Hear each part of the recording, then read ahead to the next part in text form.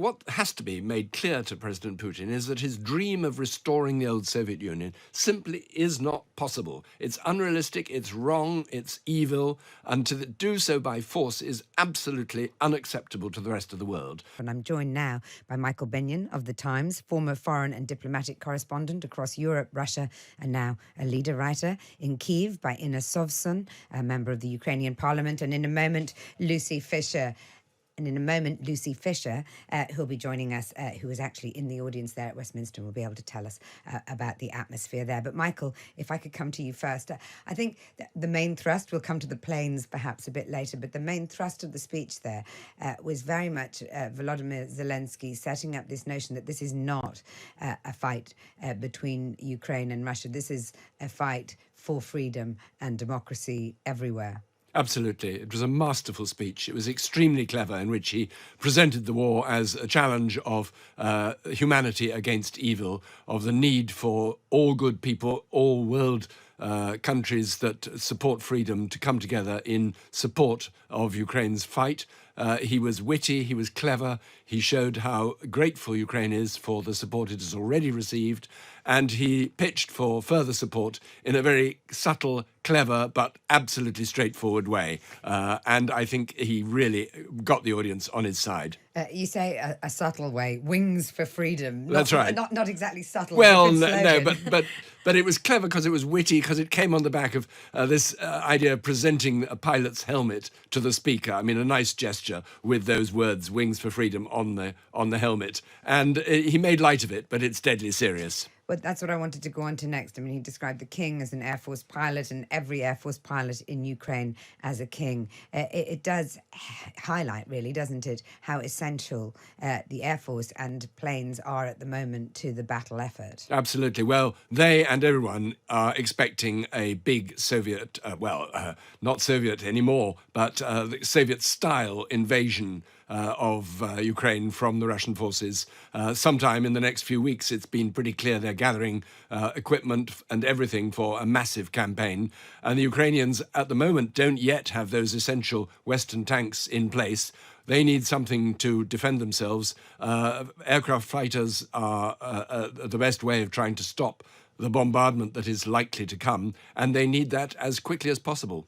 But there has been reluctance, hasn't there, to provide that air cover? Why is that? And do you think that President Zelensky is any closer to achieving it, that coalition that he's after? Well, he's a bit closer, but as you say, there has been reluctance. The reluctance is because this is a step that takes NATO and all the NATO members much more closely involved in direct action against the Russians. And that has always been, for NATO, a bit of a red line. This is a feeling we will do what we can to support the Ukrainians. We are not going to engage ourselves in a direct fight with the Russians. This idea of sending planes to Ukraine arose fairly soon at the start of the war, and most countries, apart from Poland, said they weren't going to do it. And I'm still not sure that there is the support for actually sending jet fighters to Ukraine. Let me bring in Inna Sovsun, a member of the Ukrainian parliament. Inna, you will have been listening to President Zelensky's speech there. How will it be received in Ukraine? And in terms of the priorities he identifies, how imperative are they? Hello, Inna. I think we're having a struggle with Inna's line there. Hopefully we'll get hold of her in a moment. Michael, in your opinion, how will it play? I mean, it doesn't feel like that was a speech for Ukraine, was it? No. That was a speech very much aimed just for the UK, or are we talking about Western allies? UK and the Western allies in general, but he is going to make another speech, we think, very soon in Brussels, and he will be talking not only to the Parliament, but to EU leaders. And so he'll probably convey the same message, but tailor it a little bit more to the Europeans. It's the same message. We need your support.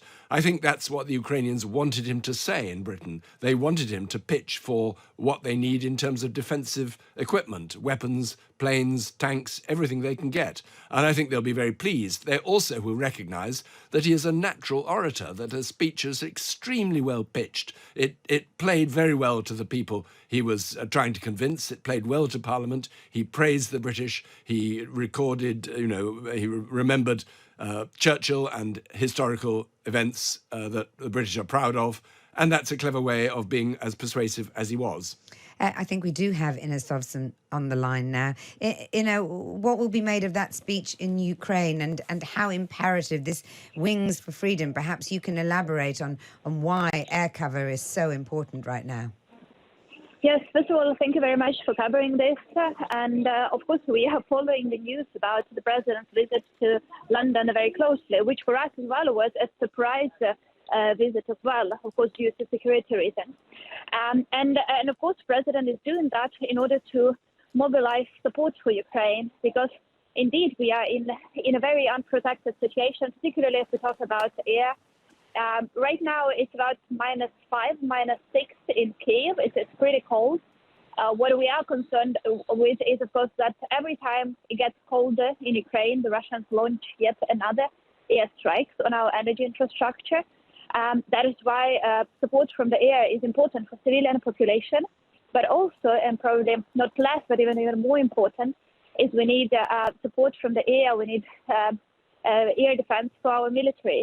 They cannot progress further. They cannot take back our land if the Russians control the air. I do think that we all know that from historical examples that you can basically only go on offensive, which we need in order to free or to liberate our territories, if you can cover the air. If you can't do that, you will be just losing the lives of your soldiers without any results. There's a feeling that Russia will soon launch a fresh offensive. They appear to have stepped up shelling in recent days. There's been an enormous loss of Russian fighters' lives in the last few days. What's the mood in Kyiv, Ina? Well, people are asking around if we expect yet another attack. There is some information around that maybe they will try to attack Kyiv again. That is one of the biggest concerns here.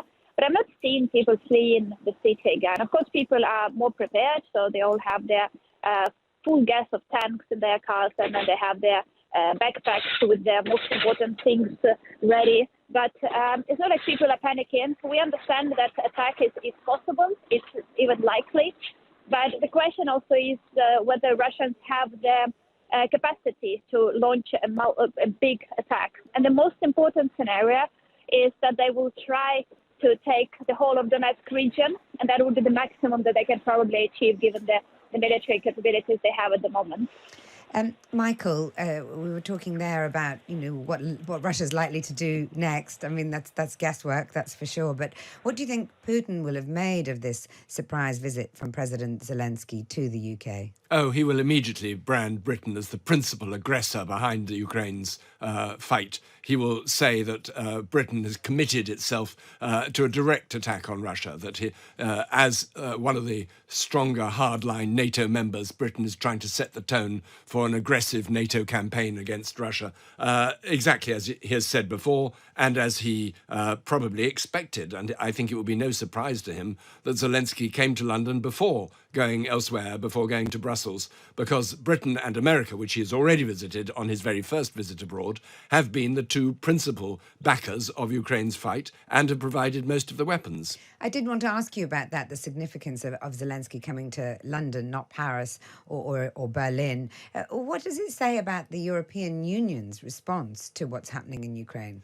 Well, the Ukrainians have been grateful, but they feel the Europeans could have done a little bit more. Particularly, they worry that they've been dragging their feet. I mean, they've been accusing Germany quite openly of being slow. I mean, the Germans have promised a lot, but it hasn't really all got there, and it's been a bit slow, and particularly the row over whether or not the Germans would supply these vital Leopard 2 tanks. That was a thing that upset the Ukrainians, feeling that their appeal was falling on deaf ears. Britain was the first country to actually say it will offer tanks. It offered these 14 Challengers. I mean, in themselves, that's not going to change the course of the war, but it's a symbolic first step, and it was partly that was responsible for galvanizing the other Europeans to say, yes, we too will supply tanks. President Zelensky made a very clear connection between this being a battle. I spoke to Michael about this a moment ago. This being a battle for freedom, for democracy. This is not a battle between Ukraine and Russia, although Ukraine are obviously the nation being attacked. But this is a battle for values that we all believe in. Is that a sense that Ukrainian people have as well, or are they more preoccupied with, saving their country?